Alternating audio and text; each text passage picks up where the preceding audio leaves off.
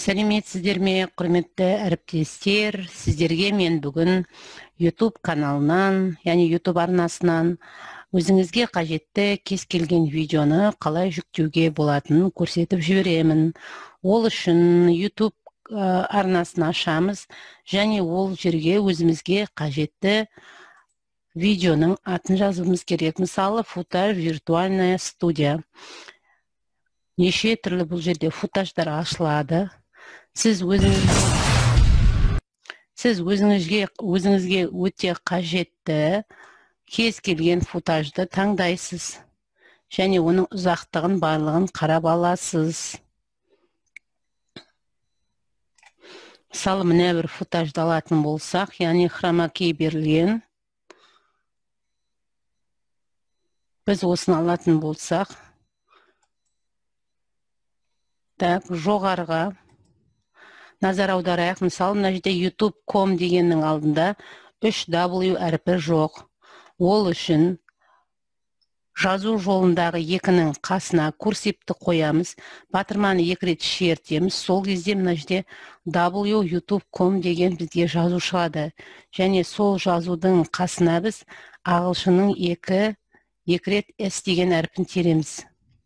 Теріп болғаннан кейін соңына курсивті қойып, Enter батырмасын шертіп қалған кезде бізде келесідей терезелер ашылады. Осы жерде терезе ашылады, формат 720 және жүктеу батырмасын басамыз. Міне бұл бізде папкаға арнайы жүктелді. Мына жерде тұр, көріп отырсыздар. Тағы да бір көрсетіп жіберейін. Мысалы, кез келген футаж. Технология SteamQ легко удалить. Футаж. Мысалы, тәуелсіздік күні. Тәуелсіздік күніне арналған, Қазақстан Республикасының тәуелсіздік күніне арналған біз, мысалы, мына бір кез келген футажды алып көрейік.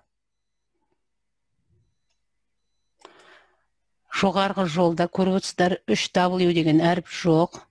Сондықтан курсивті қоямыз, 2 рет батырманы шертіп, 2 ағылшынша мына U дегеннің алдына 2 ағылшынның S деген әріпін жазамыз. Одан кейін Enter батырмасын шертіп қаламыз. Және бізге келесідей терезелер ашылады. 720 форматта жүктейміз. Және ол оп-оңай біздің компьютерімізге жүктеулер бөліміне тез орнатылады. Өте тез орнатылады және сіз оны арнайы осы жердегі терезе арқылы қарай аласыз. Яғни показать, папке деп басып қалсаңыз, сіздің арнайы жүктелген документ жүктелген бөлімге апарады. Міне біздің жүктеген қазіргі 2 видеомыз. Сіздерге менің бүгінгі ақпаратым пайдалы болды деп ойлаймын. Сау болыңыздар. Сіздерге көп-көп рахмет.